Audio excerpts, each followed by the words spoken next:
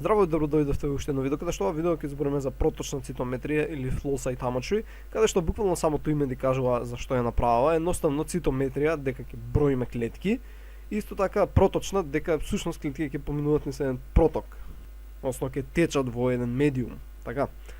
Сега, како работи направат? Значи прво ќе го видиме најосновниот дел, па понатаму ќе видиме некои дополнителни делови на апаратурата.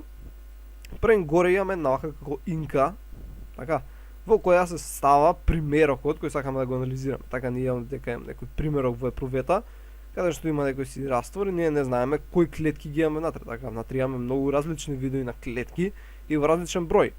И сакаме да видиме кои клетки ги имаме и во колкав број. И ова се прави така што овој примерок едноставно ќе се стави во, нели, коморала. И сега ќе направиме како да исполнета целата, така, и внатре имаме различни видови клетки. Имаме еритроцити, така, имаме еритроцити, имаме platelets, овие што се тромбоцити, така, крвни плочки. Имаме некои си лимфоцити, може да се Б или Т, така, че имаме лимфоцити и некои други клетки на имуниот систем, например некои еозинофили, така, еозинофили, некои неутрофили, базофили и слично.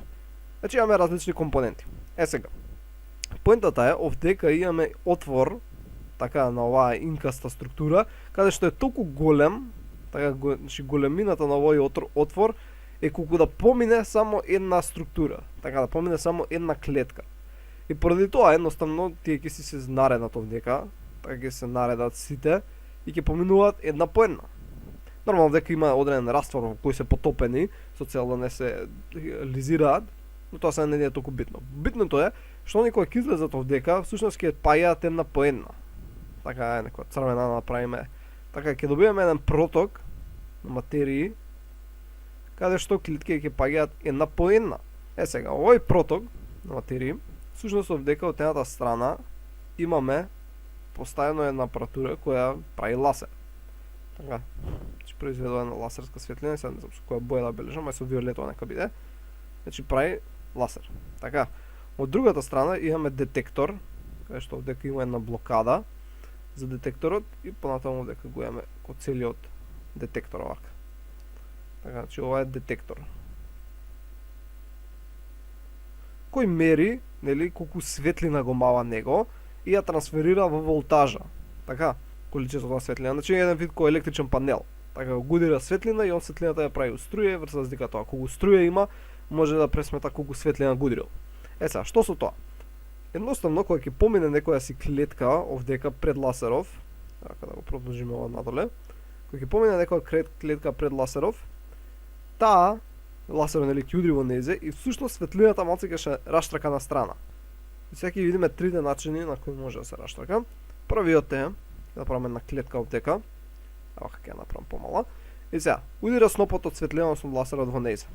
Така, дел од светлината всушност ќе се раштрака вака во еден вид на конусна структура позади клетка. Така, сега, големината така на оваа конусна структура всушност зависи од самата големина на клетката. Ако имаме поголема клетка, ќе бежава со некоја си жолта боја, во тој случај светлината ќе направише поголем конус, така позади, со зашто е поголема клетката. И врз база на тоа колкав ќе биде конусот на раштрака на светлина, дифузна светлина, всушност можеме да одредиме колкава е клетката. Тоа е паметно. Океј. Но немаме само такво расејување на светлина. Значи можеш да имаш клетка, така имаш клетка, например овие некои неутрофилите што се имаат добро сегментирано јадро и поентата имаат гранули во нив. Така во нив има гранули, така што светлината кога ќе удри, голем дел од зраците ќе се раштракаат во сите страни. Така ќе се расејат на сите страни. Некои да ќе си продолжат право, некои нема да имаат никаква интеракција.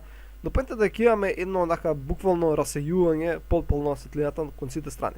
И ова ќе биде детектирано од страна на детектор кој се наоѓа под 90 степени од овој првиот детектор горе кој го нацртавме. Ќе видите тоа подоцна како изгледа.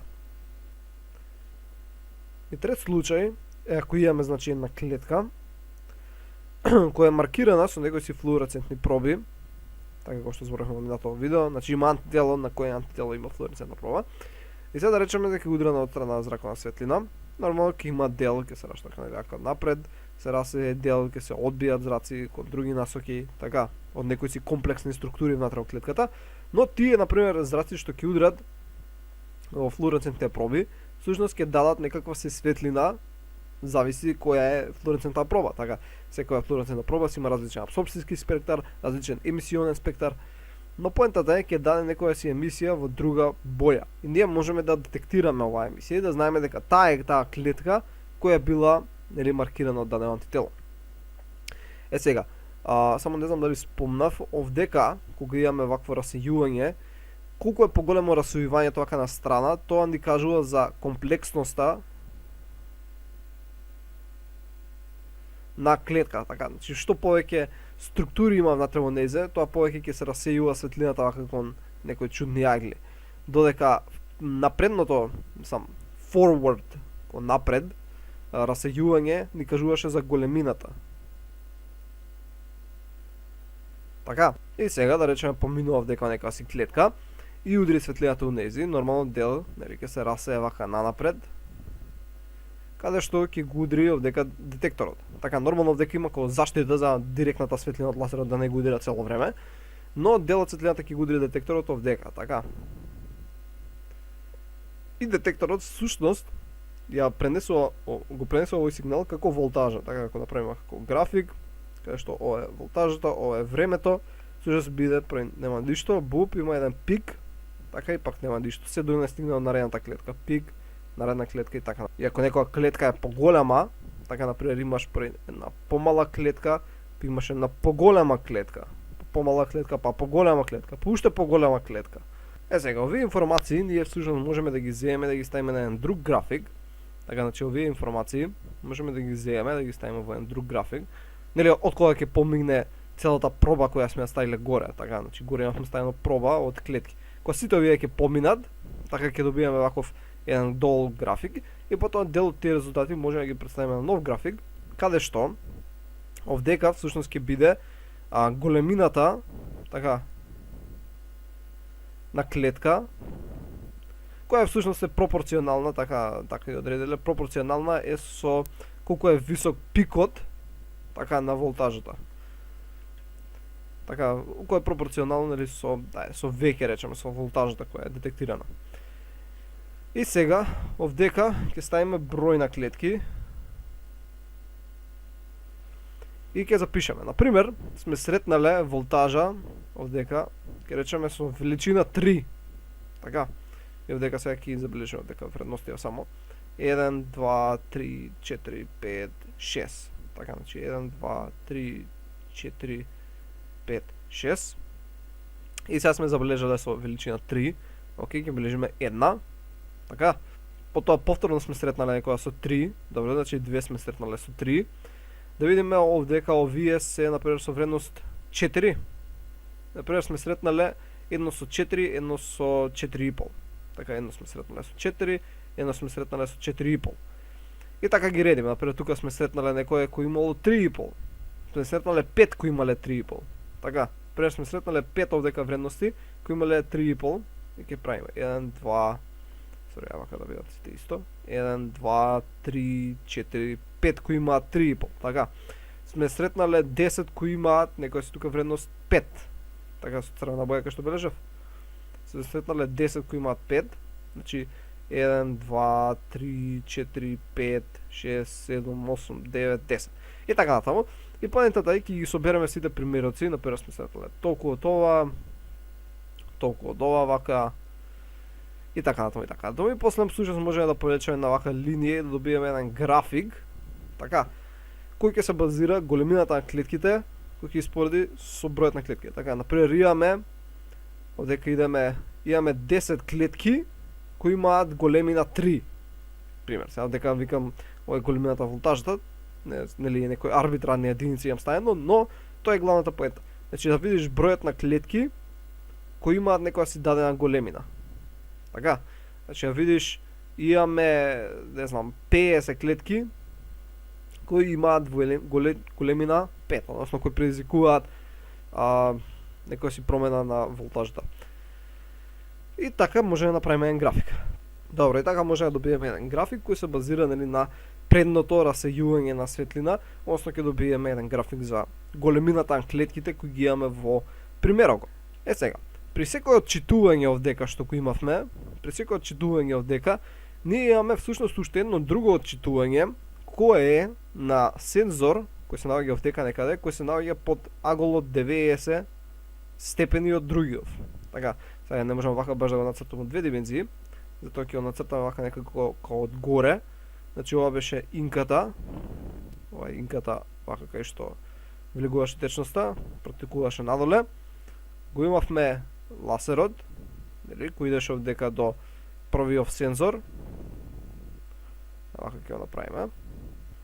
И поентата е овдека под агол од 90 степени имаме друг сензор. Океј, која прима оваа расејаната светлина која идеше во сите правци, нели имаше на расејана светлина која идеше во сите правци, додека овој напред ја прима само таа која во како конус. Така, значи ова ја одредуваше само големината, додека овој овдека сензор ќе ја детектира комплексноста. Океј, и сега за секоја проба која доаѓа, мислам за секоја клетка која поминува, например поминува на портокалова клетка, така, овој едниот сензор, или правеше вакво со волтажа, правеше, ова има волкава големина, а другиот сензор исто бележи колкава била комплексноста. Така, например, има толкава големина, ама има голема комплексност. Така, добро иде некоја си втора клетка, да речем иде се некоја си жолта клетка наредна, и за жолтата клетка вика, оваа жолтата клетка е прилично голема, ама има мала комплексност. Така, поиде некоја си четврта клетка, мислам трета клетка. И вика, ова има некоја си средна големина и средна комплексност. Океј? И потоа, видовме, нели, овој график како ќе се организира, овој график, нели, ќе се организираше вака, на овој начин. Така, врз база колку клетки поминале кои имаат дадена големина, колку клетки поминале кои имаат исто некоја си друга помала големина, се направи таков график, но исто ќе се направи и за овој график. Така, и после ќе се стават двата графици на еден график. Така, значи, едниот ќе нам прикаже едната димензија, другиот другата димензија. И што ќе се случи? Да речеме дека ова е едниот график во кој ни е прикажан бројот на клетки врз база, нели, на овдека големина. И нели тој беше тој горе што го видовме, но вистински истинска репрезентација би било нешто вака, пример. Така вака ќе изгледа графикот. Додека овој овдека другиот, кој ќе оставиме, нели, под 90 степени од него, ќе имаме овдека исто број на клетки, но на оваа тука оската всушност ќе биде комплексност која, нели, е измерена поради страничното расејување. Така, и овдека например ќе добиеме некој си график кој е налик ваков, ај сега со жолта боја ќе облежиме. Че имаме еден пик тука, па едно помалце овдека вака, па едно големо тука. И сега всушност можеме да добиеме три димензии. Сега за ќе ги бележам со боја, со цел да биде поуочливо. Значи овој дел ќе обележам како зелено. Овој се така зелено. Значи овие се клетките кои например први се анализирале, па овие истовремено ги анализират, ги ставил и затоа се со боја. Овдека ќе бележам овие некако со темно црвено. Видите така со темно црвено. И овие ќе бележиме со сина боја. И овие се исто тие со сина боја. Сега како знае дека овие се истите, така како знае дека ова е еднакво со ова, е поедноставно кога направил анализа, рекол имаме некоја си клетка со големина 5, така имаме добро 30 такви клетки, но нели рековме дека за секоја анализа, за секоја клетка што ја прави, истовремено прави и анализа на другото. Така, пред тука прави за една сина клетка има ваква комплексност, па за една сина клетка има толкава големина. Така, прави уште една сина клетка има толкава големина, толкава комплексност. Па има една зелена клетка, така, кажу, има ваква комплексност, има ваква големина. Така и ги става двете на двата графици. Едната иде на едниот, другата иде на другиот. И поентата е кога ќе направиме едниот график до другиот вака, можеме да извадиме една ваква слика. Тука вака некако црвено ќе биде вака некако ретко овдека и синото ќе биде исто овдека вака некако концентрирано. И овдека всушност можеме да извадиме некакви си заклучици. Например, овие сините имаат голема комплексност, така имаат голема комплексност, имаат големи се, така големи се. Имаат голема големина. И затоа овие например се неутрофили. Наравно имаме стандардни тестови како одредиле. Овие се мала комплексност, мала големина. Така, и мала комплексност и мала големина. Овие се лимфоцити. Овие измеѓу, например, се моноцити. И ова се бележи главно со точки, значи не е вака како со линии обоена јашто. Добро, сега. Што ако сакаме да испитаме колку имаме од дадена клетка во дадена популација? Така, едноставно, нели, ќе ја бележиме со одредена флуоресцентна проба, да речеме дека вака, нели, овие со жолто боја што ги бележам, или ај само вака црвените ги бележиме, ги бележиме со флуоресцентна проба, со цел можеме нив да ги детектираме. И дали како што си поминуваат, да речеме оваа дека црвената ќе е со флуоресцентна проба, така како што ги си поминав дека ќе се детектира, ова е клетка број 50, која е со флуоресцент. Ова е клетка број 50, клетка број 50 има толкава и толкава големина, така ги бележам со жолта боја. Значи клетка број 50 има толкава и толкава големина и плюс флуоресцентно ќе се одбие, нели вака во страничниот филтер, кај го нацртав. Вака, од црвената клетка ќе се одбие светлина страничниот филтер, ќе влезе, ова е флуоресцентна. Значи клетка број 50 е флуоресцентна, има таква комплексност и таква големина. Така, едноставно ќе видиме бројот на флуоресцентни клетки и кукави се и што и како се. Но во праксата обично ставаме повеќе флуоресцентни проби. Затоа се користат повеќе бои во праксата и да видиме како. Например, со жолтаа боја, жолтаа флуоресцентна проба, се врзуваат сите еритроцити. Океј, значи имаме еритроцити кои се врзани само со жолта боја. Имаме например лимфоцити кои се врзуваат само со виолетова боја или ваква некоја темносина. Така, значи имаш лимфоцити кои се врзуваат само со виолетова боја. И имаш некоја си вид на клетка, например некои еозинофили или што и да бидат, кај што ги врзуваат и двете бои. Врзуваат и двете бои и имаш остатокот од клетки кои не врзуваат ништо. Океј? Сега, кога го имаме тоа, пред да ги пуштиме, нели, на ласерот, треба да одредиме која бранова должина од ласерот треба да пуштиме со цел да имаме ексцитација на двете флуоресцентни бои. Така бидејќи употребуваме и жолта, таква флуоресцентна боја, и оваа ја употребуваме. Така, и нормално и двете бои се различни хемиски соединенија кои имаат различни апсорбциони спектри. Например, жолтава апсорбира во овој апсорбционен спектар, додека оваа виолетова, темно-виолетова, апсорбира во овој апсорбцијски спектар. Така, сега ти треба да избереш одредена брана должина на ласерот кој ќе ексцитира двете. И затоа ќе избереш некоја која е измеѓу, например тука. И да речеме дека ова е 480 нанометри. Така, значи ако свети со 480 нанометри овдека, ќе ги ексцитираш и двете флуоресцентни проби. Сега добро, сме го решили тој проблем. Но има друг проблем. Самите флуоресцентни проби, нели знаеме кои ќе бидат удрени од светлина, така они испуштаат некоја си емисија на светлина која е со пониска бранова должина од нели таа која апсорбирале. Но не е една бранова должина, него е опсег. Така например сега лупам од 400 до 500 нанометри. Например оваа темно-виолетова исто испушта некоја си светлина која е од 450 до 550 нанометри. Океј? Сега, ако тоа го нацрташ на график, повторно, че ова беше лево апсорбциониот, сега го направиме емисиониот спектар, да речеме дека жолтава има спектар на емисија која е некако си вака. Така, додека оваа темно-виолетова има спектар на емисија која е некако си вака. Така. Сега, проблемот е, вака ќе го направам. Проблемот е што имаат овдека место на преклапање. Така. Сега, ти кога ќе добиеш емисија, нема да знаеш дали е од оваа клетка или од оваа клетка. Така, мислам клетка која е бележана со жолта проба или клетка која е бележана со виолетова проба. Бидејќи ова на пример е од 400 до 500 нанометри, а ова е од 450 до 550 нанометри. Така. И овој регион ти се преклапа. И ако добиеш емисија која е во овој регион од 450 до 500, нема да знаеш дали ти е од виолетово обележаната клетка или ти е од жолто обележаната клетка. И затоа се ставаат едни филтри, кои се нарекуваат band филтри, бидејќи контролираат, примаат само брано должина во одредено. Одека ќе ставиш еден band филтер, тоа ќе ставиш друг band филтер. Така. И да речеме дека овој филтер прима само таа која е од 500 до не знам колку е ова, 525. Така, додека овој филтер прима само од 425 до 475. Океј.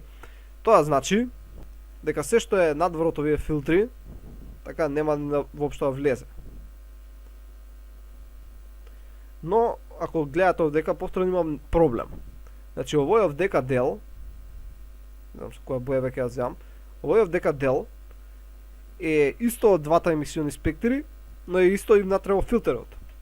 Така, значи ако е овдека некаде, некоја емисија, повторно нема да знаеме дали е од едната, дали е од жолто облежаната клетка или од виолето облежаната клетка. И ова се решава преку математички преспит. Го нема на таму да навлегуваме, че ќе ставам во description на видеото видеа за се ова што го зборувам и плюс за анализи кои се прават со цел ова се да се среди. Но ова е главниот концепт.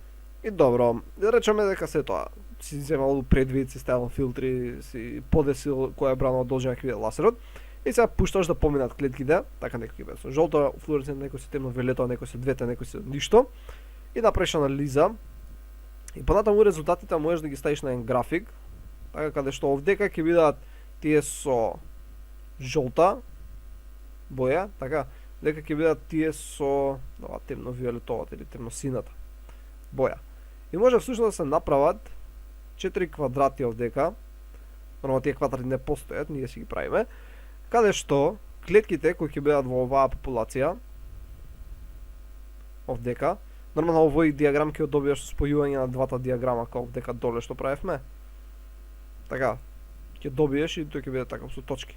Или ај вака ќе го обоиме како доле што го обоив, ама у пракса е со точки. Вака ќе направиме. Ќе добиеш клетки што се овдека вака, овој дел од графикот, тие немаат никакво обојување. Така, значи тие немаат ни жолто, ни виолетово. Овие клетки кои се тука имаат и жолто и темно виолетово. Така, тие клетки кои ќе бидат само тука, тие се само со жолто обојување и тие клетки кои ќе бидат само тука се само со виолетово обојување. И овие не се вака со линии, него се буквално со точки и можеш да го одредиш бројот на клетки, например има 100 клетки кои не врзуваат ни жолта ни флуоресцентна проба. Има 130 клетки кои врзуваат и двете флуоресцентни проби, има 30 кои не врзуваат. Кои врзуваат само виолетова, има 40 кои врзуваат само жолта флуоресцентна проба. И врз база на сите овие податоци ти можеш да видиш какви се клетки имаш во една популација, така, и да ги детерминираш, односно ги одредиш спрема нивната големина, спрема нивната комплексност, спрема нивните антигени, така бидејќи овие флуоресцентни проби се базираат на врзување со антитела кои се врзуваат за дадени антигени на клетките. Значи можеш да ги разделиш различни клетки врз база на нивните антигени дури. Не сега кога се прави овој например график овдека што го имаме со бројот на клетки, односно со број на честици кои се измерени, спрема нивната големина, всушност се прави едно ограничување на самиот график, зашто да, ја овдека го направив дека почнува од 1, но во пракса, например, почнува вака ќе го направиме графикот и почнува од некоја си вредност 50, така. Едноставно зашто ако го направиме целиот, така го направиме целиот и речеме ова дека е 0 и ова дека е 1 и 2 и така натаму, на почеток ќе добиваме многу високи вредности. Зошто ќе ни каже дека имаме голем број на клетки, односно на партикули кои се многу мали. И тоа ќе биде поради овие сите platelets што ги имаме, односно тромбоцити, или ги имаме овие тромбоцити кои се многу мали и во многу голем број. Едноставно ќе добиеме таков график каде што ќе имаме многу мали во многу голем број, па после дури некаде таму кај 50 ќе добиевме тој график на што ни треба. И ние едноставно овој дел, левиот од графикот го сечаме и го изфрламе, не ни треба. Само за да го добиеме овој десно график кој го нацртав. Сега, освен се ова што можеме да направиме, самата машина исто така, самата направа може и да ни ги одреди клетките, мислам да ни ги стави во посебни епровети. И сега ги ставаме на слика како всушност тоа работа. Значи имаме на тука слика, тој процес, само што Не е се објаснато добро. Ги имаме клетките, некои се бележени со зелени, некои со црвени антитела, така, кои има флуоресцентна проба, поминуваат. Интересно е, да, дека лазерот има тука нели детектори кои прават анализата еден тука. Но интересно е секоја капка како што паѓа, како што поминуваат клетките, и е ставено на низе полнеш. Така, ставено е полнеш и потоа врз база на полнежот и врз база нели дур поминала капката, да се студира на детекторите праќаат информација до компјутерот. Се тоа се анализира и понатаму може да се одреди дали сакаме да ги одделиме одредени видови клетки. Така, и ако сакаме одредени видови клетки кои се бележени, плочите кои се овдека може да дадат или позитивен или негативен полнеж и врз база како е поларизирана капката, може да се одделат во 3 различни епрувети. Например, вака. Имаме значи двете плочи, едната е негативна, другата е позитивна, така. И сега поминуваат капките, каде што секој има различна клетка. Така пред тука имаме еритроцити, тука имаме лимфоцити и така натаму.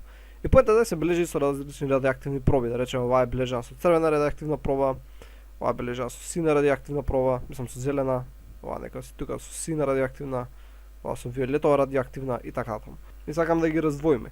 И например тие што се виолетови имаат негативен полнеж и ќе бидат турнати кон оваа страна, така што се одбиваат од негативното. Овие кои се виолетови, темно виолетови, темно сини имаат позитивен, така што ќе бидат турнати кон оваа страна. Така. И така натаму, и така натаму. И се има овдека многу сега ова не го се баш убаво, бидејќи може би е доста покомплексно, има многу методи на кои ова може да се прави. Но главната поента е да се одредат, да се одделат различни видови клетки во различни садови. Така, со цел да добиеме популации кај што овие се и со например во слика и црвениот и синиот флуоресцентна проба, едни се без никаква, едни се и со црвена и со зелена флуоресцентна проба. Така. Океј, тоа беше главно се што сакам да кажам за ова видео. И како што реков во дескрипшенот на видеото ќе има 2 видеа кои убаво е се ова, значи убаво објаснено со анимации, со убави такви 3D модели, кај што многу подобро ќе ви влезе во глава како се ова изгледа. И така, тоа е се за видео и се надам дека научивте нешто ново и ќе се видиме во наредното видео.